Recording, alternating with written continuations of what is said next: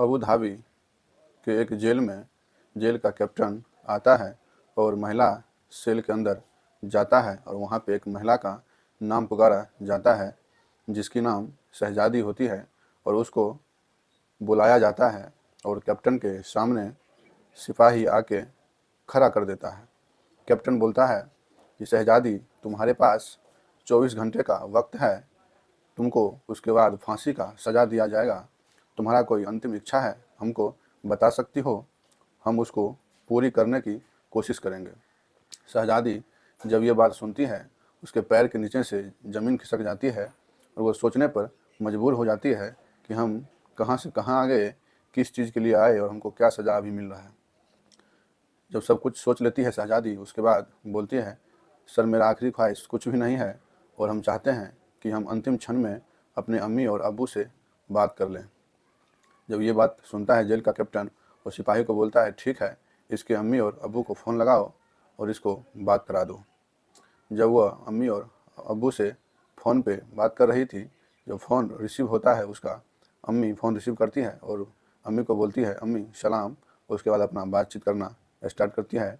वो अपने अम्मी को बोलती है कि यह मेरा अंतिम कॉल हो सकता है, अंतिम बात हो सकता है, इसके बाद शायद हम रहे या ना रहे, तुम लोग रोना मत और हमको 24 घंटे के बाद मौत का सज़ा सुना दिया गया है अबू धाबी में। तुम लोग जो इंडिया में FIR की हो उसको वापस ले लेना। जब ये सब बातें सुनता है उसकी अम्मी और अब्बू, बहुत रोने लगता है। लड़की बार बार उसको बोल रही थी, आप लोग रोइए मत, मेरी बात सुन लीजिए और जो कहते हैं वो कर लीजिएगा, सुकून का ज़िंदगी जिएगा। तो ये सब बातें सुनता है।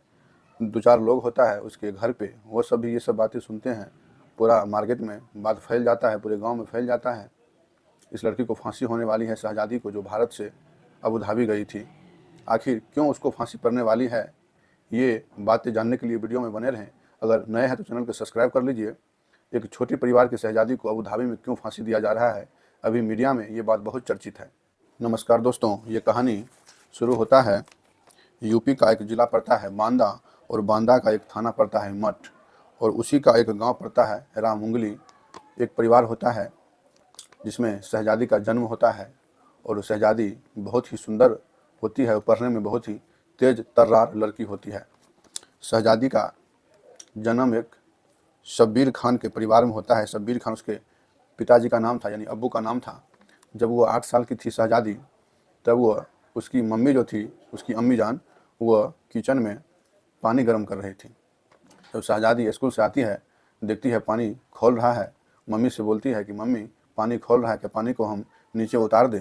उसकी अम्मी बोलती है कि ठीक है, तुम पानी को नीचे उतार दो। जब शहजादी पानी को नीचे उतारने जाती है, चूल्हे पर से वो पानी छिलक के गिर जाता है और उसका चेहरा जल जाता है।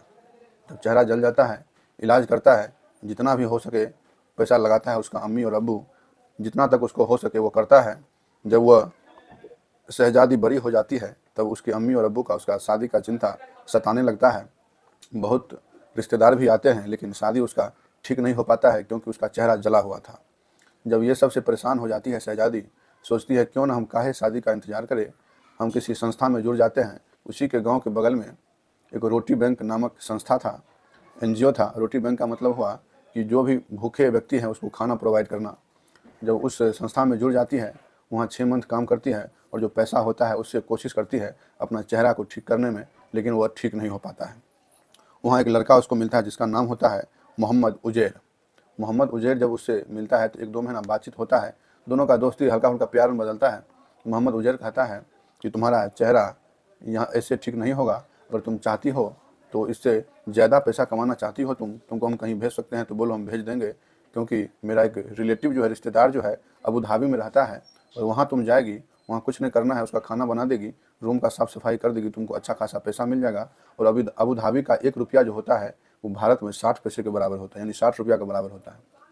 ये बात जब सुनती है शहजादी, बोलती है ठीक है, आप हम वहाँ कैसे जाएंगे, फिर हमको पैसा चाहिए टिकट के लिए। बोला कि सब व्यवस्था हम कर देंगे, तुम जाने के लिए अगर इच्छुक हो तुम जा सकती हो। बोला ठीक है, हम इच्छुक हैं, हम जा सकते हैं, कोई दिक्कत नहीं, मेरा टिकट कंफर्म करा दीजिए, मेरा पासपोर्ट बना दीजिए। मोहम्मद उजैर जो होता है उसका दोस्त, वो उसका टिकट बना देता है अबू धाबी का, और रिलेटिव जो उसका होता है उसके पास उसको भेज देता है। जब शहजादी वहाँ जाती है, 5-6 मंथ रहती है, सबसे अच्छी से घुल मिल जाती है और सब बोलती है शहजादी बहुत अच्छी लड़की है, और जो भी पैसा होता है कुछ अपना घर भेजती है, कुछ से अपना वहीं पे इलाज करती है। इसी दरमियान जिस रिलेटिव के घर जाता है उसका नाम होता है जुबैर और नादिया। जुबैर और नादिया के पास जब शहजादी जाती है और इसी बीच नादिया प्रेग्नेंट हो जाती है, और प्रेग्नेंट होने के बाद 9 मंथ के बाद नादिया एक बच्चे को जन्म देती है। बच्चा होता है लड़का, और बच्चे के जन्म देने के बाद उसके घर में खुशियों की बरसात आ गई, जैसे ऐसे हुआ शहजादी के जाने के बाद। सबको लगा शहजादी आई है इसीलिए हमारे घर मेरा बेटा भी आया है। उसके बाद जब बच्चा का 4 मंथ होता है, 4 मंथ के बाद वहाँ सुई लगता है, टीकाकरण जैसे अपना इंडिया में होता है उसी तरह अबू धाबी में भी टीकाकरण होता है। एक नर्स आती है और उस बच्चा को टीका लगाती है और टीका लगा के चल जाती है। और नादिया जुबैर भी बच्चे को थोड़ा अपने से जो भी होता है दूध पिला के अपना ड्यूटी चले जाते हैं। दोनों व्यक्ति पति पत्नी घर पे रहती है सिर्फ शहजादी रहती है। जब बच्चा रोने लगता है सुई के दर्द से, शहजादी फ़ोन लगाती है नादिया को, मैडम ऐसे ऐसे बात है, बाबू बहुत रो रहा है, हम क्या करें। नादिया बोलती है इसमें टेंशन की क्या बात है, कोई बच्चा अगर सुई पड़ता है तो रोवे करता है, आप आराम से उसको रखे रहिए, उसको सुला दीजिए दूध पिला के, हम आते हैं 4 बजे उसको देख लेंगे शाम के वक्त। जब शहजादी उसको दूध पिला के सुला देती है और जब नादिया आती है ड्यूटी से, बच्चे को जाती है गोद में लेने के लिए, बच्चे का शरीर का रंग पीला पड़ जाता है क्योंकि बच्चा मर चुका था। बच्चा को हिलाता है डुलाता है, बच्चा कुछ नहीं सुनता है। नादिया तुरंत उसको हॉस्पिटल लेके जाती है। हॉस्पिटल जाने के बाद डॉक्टर उसको बोलता है ये तो बच्चा एक्सपायर हो गया है, इसको क्या हुआ था। नादिया बोलती है कुछ नहीं हुआ था, इसको एक सुई लगा था, टीका लगा था, उसके बाद बच्चा मेरा एक्सपायर हो गया। बच्चा का डॉक्टर डर से मेडिकल भी नहीं करता है, सोचता है अगर सुई से मरा होगा तो हम लोग फंस जाएंगे, हॉस्पिटल के नर्स फंस जाएगी, सरकारी अस्पताल चलता है अबू धाबी में। जब ये सब बातें नहीं होता है तो बच्चे को दफना दिया जाता है, और बच्चे का मरने का गम नादिया को अंदर से तोड़ देता है। जब नादिया को अंदर से तोड़ देता है तो शहजादी से नादिया को बार बार झगड़ा होने लगता है। इस बात से लेकर नादिया बोलती है शहजादी को, जब तुम रूम पे थी तो मेरे बच्चा को तुम काहे ने केयर की, काहे ने देखभाल की, इसीलिए मेरा बच्चा आज मर गया है। नादिया को बहुत अंदर से बहुत बुरा फील होता है कि इसको बच्चा को हम क्या किए, सुई लगा तब नहीं इसका बच्चा एक्सपायर हो गया। इससे होते होते छोटा मोटा झगड़ा नादिया और शहजादी को रोज़ होते था। इसी बीच नादिया शहजादी को एक थप्पड़ लगा देती है और बोलती है कि मेरे बच्चे का मरने का गुनहगार तुम ही हो। जब ये बातें सुनती है शहजादी अंदर से पूरी तरह से टूट जाती है, बोलती है दीदी हम आपके बच्चे को क्या किए। नादिया नहीं मानती है, नादिया बोलती है कि तुम एक्सेप्ट करो कि मेरे बच्चे का मरने का गुनहगार तुम ही हो। नादिया शहजादी को मार पीट के इस चीज़ का कबूलनामा एक पेपर पे लिखवा लेती है कि शहजादी बोलती है कि हाँ इसके बच्चे का मरने का गुनहगार हम हैं, हमको जो सजा दे कोर्ट मंजूर है। जब ये बात लिखवा लेती है नादिया शहजादी से, नादिया जाके केस कर देती है कोर्ट में, और कोर्ट में जब पूरा पेश करती है ये सब चीज़ें कि मेरे बच्चे का मरने का गुनहगार शहजादी है, शहजादी मेरे घर के नौकर थी, इसी के चक्कर में मेरा बच्चा आज मर गया है। जब कोर्ट में शहजादी को पेश किया जाता है निचली अदालत में, निचली अदालत सब सबूत को देखते हुए इसको फांसी का सज़ा देता है। अपना इंडिया में फांसी का सज़ा नहीं चलता, लेकिन अबू धाबी में मौत का बदला मौत लिया जाता है। जब शहजादी को निचली अदालत में फांसी का सज़ा सुनाया जाता है, और उसके बाद शहजादी, क्योंकि शहजादी के पास पैसा बहुत कम था, अच्छा वकील नहीं रख पाई, उसके बाद उच्च सदन का जो कोर्ट होता है, जैसे अपना इंडिया में हाई कोर्ट होता है, उसके बाद सुप्रीम कोर्ट होता है, तो सुप्रीम कोर्ट जब जाती है शहजादी, वहाँ भी निचली अदालत को जो फैसला मंजूर था वही फैसला पर भी ऊपर भी कर दिया फांसी का सज़ा इसको। जब फांसी का सज़ा होता है तो 14 फरवरी 2025 को जेलर इसके सेल में आता है और बोलता है शहजादी तुम्हारा कोई आखिरी इच्छा हो तो हमको बताओ कि हम पूरी तरह से उसको पूरी करने का कोशिश करेंगे, और 24 घंटे के बाद तुमको फांसी दे दिया जाएगा। शहजादी का आखिरी ख्वाहिश कुछ नहीं था, वो सिर्फ अपने अम्मी और अब्बू से बात करना चाहती थी। बात कर ली और उसके बाद फ़ोन रख दी, जो भी बात होता था कर ली अपना बात, बोल दी कि अब हम इस दुनिया में नहीं रहेंगे, 24 घंटे के बाद हमारा फांसी हो जाएगा, आप लोग अच्छे से रहिएगा। और इंडिया में जिस लड़के के थ्रू ये आई थी उसका नाम था मोहम्मद उजैर, उस लड़का पे उसका माता पिता केस करता है, और उसका माता पिता जितना हो सके कोशिश करता है कि मेरी बच्ची बच जाए।